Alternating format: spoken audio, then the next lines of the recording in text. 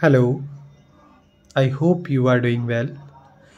आज मैं आपसे डिस्कस करने आया हूँ सीबीएसई का एक इम्पोर्टेंट टॉपिक, जिसकी वेटेज की बात करें 6 मार्क्स से लेकर 10, 6 मार्क्स और 4 मार्क्स का है।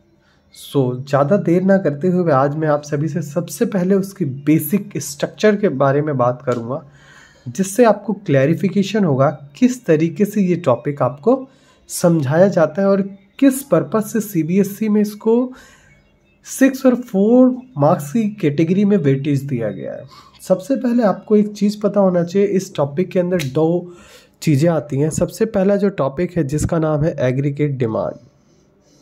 सबसे पहली चीज़ एग्रीगेट डिमांड, आपको पता होना चाहिए कि एग्रीगेट डिमांड क्या होती है। दूसरे उसी के साथ साथ आपको पता होना चाहिए एग्रीगेट सप्लाई क्या होती है।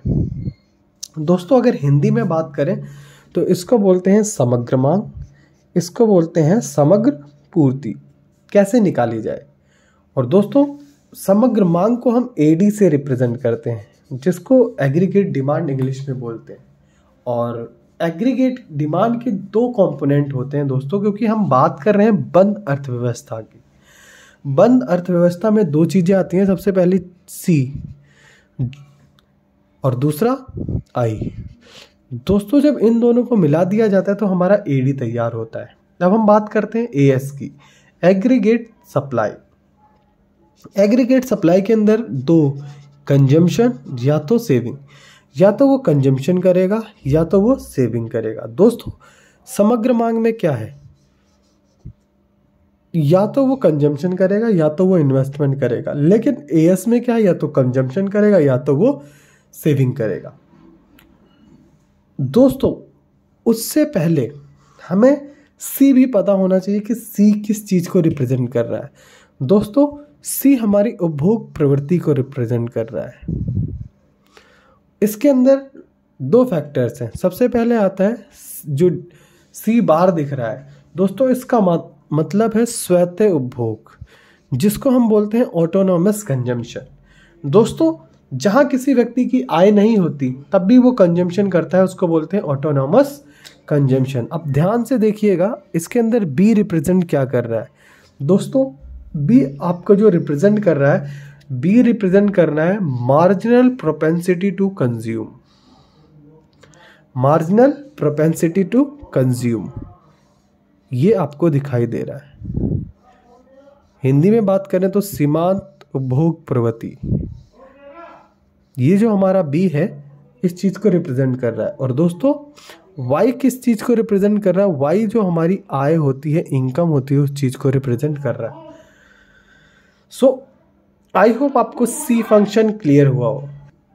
दोस्तों, कभी कभी क्या होता है कि आपको क्वेश्चन के अंदर सी गिवन होता है, लेकिन कभी कभी इस सी का कंपोनेंट गिवन होता है अल्फा प्लस में बीटा वाई। सो दोस्तों, आपको दोनों ही तरीके से इस फॉर्मूले को समझना है। सी गिवन होगा तो डायरेक्ट वैल्यू पुट कर देंगे, लेकिन अगर कभी सी नहीं गिवन हो तो स्वतः उपभोग गिवन होगा, सीमांत उपभोग प्रवृत्ति गिवन होगी और वाई गिवन होगा। इससे भी आप सी निकाल सकते हो। सो आई होप आपको समझ में आया हो कि किस तरीके से ये फॉर्मूला वर्क करता है, किस तरीके से फॉर्मूला काम करता है। अब दोस्तों, इसके साथ साथ में आज आपसे एक और टॉपिक है जिसका नाम है, हमने सी के ऊपर चर्चा कर लिया, अब हम बात करने वाले हैं एस के ऊपर। दोस्तों, आई के ऊपर हम अपनी अगली वीडियो में डिस्कस करेंगे, चर्चा करेंगे। दोस्तों, सी के बारे में डिस्कस कर लिया। अब हमारा जो एस है रिप्रेजेंट कर रहा है हमारे बचत फलन को। किसको रिप्रेजेंट कर रहा है? हमारे जो बचत फलन है, बचत फलन जिसको हम सेविंग फंक्शन के नाम से जानते हैं, ये इस चीज़ को रिप्रेजेंट कर रहा है। दोस्तों, इसका निकालने का फॉर्मूला क्या है? दोस्तों, आप इसको ध्यान से देखेंगे तो इधर जो सी बार है वो नेगेटिव में है, स्वतः उपभोग नेगेटिव में है, वही स्वतः उपभोग, लेकिन इधर पॉजिटिव है, इधर नेगेटिव है। दोस्तों, इधर बी क्या रिप्रेजेंट कर रहा है? बी रिप्रेजेंट कर रहा है हमारे एमपीएस को। एमपीएस क्या है? Marginal propensity to save. Marginal propensity to save, ये हमारा पूरा रिप्रेजेंट कर रहा है मार्जिनल प्रोपेंसिटी टू सेव को। मार्जिनल प्रोपेंसिटी टू सेव जिसको हिंदी में बात करें तो हम बोलते हैं सीमांत बचत प्रवृत्ति। और वाई, जैसा कि मैंने बताया, आय को रिप्रेजेंट कर रहा है, हमारी इनकम को रिप्रेजेंट कर रहा है। तो दोस्तों, आपको मैंने आज 2 फैक्टर्स के ऊपर बताया है। मैंने आज आपको 2 फैक्टर्स के ऊपर बताया है। पहला फैक्टर जो हमारा है एडी, जिसके अंदर सी प्लस आई आता है। दूसरा आता है एएस, जिसमें सी प्लस एस आता है। देन इसके अंदर भी अगर आपको सी नहीं गिवन हो तो उसको फॉर्मूला लगा सकते हैं, एल सी बार प्लस में बीटा वाई, जिसको सी स्वायत्त उपभोग को रिप्रेजेंट कर रहा है, बी हमारे बीटा एमपीसी को रिप्रेजेंट कर रहा है, वाई हमारे आई को रिप्रेजेंट कर रहा है। वहीं एस की बात करें तो दोस्तों एस रिप्रेजेंट कर रहा है हमारे बचत फलन को, और उसके अंदर सी बार डैश जो हमारा सीमांत उपभोग व्यय है उसको रिप्रेजेंट कर रहा है, जिसको हम स्वायत्त उपभोग करते हैं। और बी हमारा एमपीएस को रिप्रेजेंट कर रहा है, जिसको मार्जिनल प्रोपेंसिटी टू सेव कहते हैं। वाई हमारी आई को रिप्रेजेंट कर रही है। सो इस चैप्टर का ये बेसिक फॉर्मूला है दोस्तों। उसके साथ साथ आपको 2 चीज़ें और पता होनी चाहिए जो कि मैं आपको दिखा रहा हूँ। सबसे पहली चीज़ है एपीसी। दोस्तों एपीसी और एपीएस, एपीसी को हम बोलते हैं औसत बचत प्रवृत्ति, औसत उपभोग प्रवृत्ति, औसत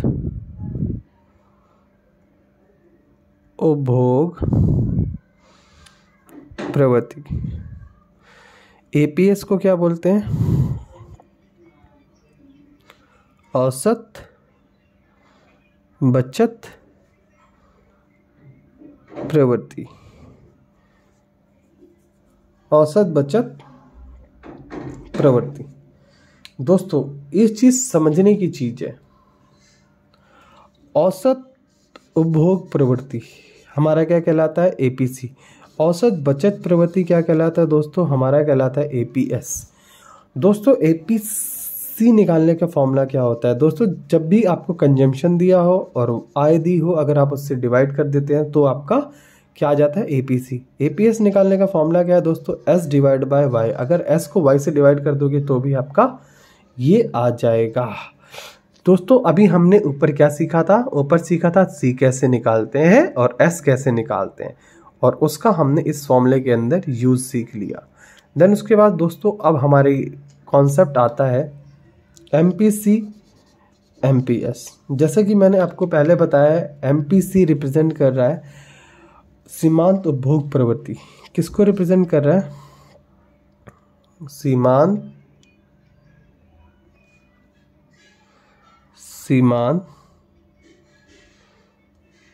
उपभोग प्रवृत्ति। एमपीएस किसको रिप्रेजेंट कर रहा है? एमपीएस रिप्रेजेंट कर रहा है सीमांत बचत प्रवृत्ति।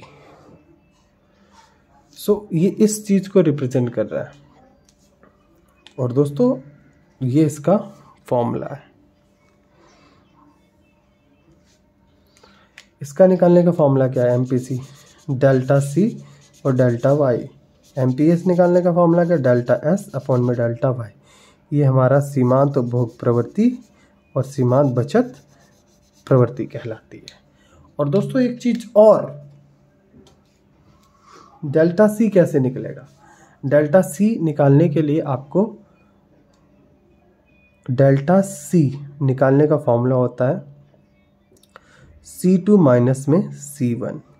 डेल्टा वाई निकालने का फॉर्मूला होता है Y2 माइनस में Y1, और डेल्टा एस निकालने का फॉर्मूला होता है S2 माइनस में S1। दोस्तों इस फॉर्मूले को भूलिएगा नहीं, इस फॉर्मूले को याद रखिएगा, क्योंकि ये आपको आगे यूज होने वाले हैं। आज हमने बेसिकली जो टॉपिक के ऊपर डिस्कस किया, सबसे पहले हमने टॉपिक के ऊपर डिस्कस किया AD aggregate demand aggregate supply के ऊपर, जो हमारा सी फंक्शन था, C plus I. AD S के बारे में हमने डिस्कस किया, C plus S. Then C के फंक्शन के बारे में autonomous consumption, B MPC, Y हमारी आय। और देन फिर हमने इसके अंदर डिस्कशन किया एंड एट द एंड हमने डिस्कस किया एपीसी एपीएस एंड उसको निकालने का formula MPC MPS is equal to 1 होता है, और ये हमारा पूरा इसको निकालने का फॉर्मूला। सो इस तरीके से अगर इस कॉन्सेप्ट को सीखेंगे तो आप बहुत अच्छे तरीके से ग्रो कर पाएंगे।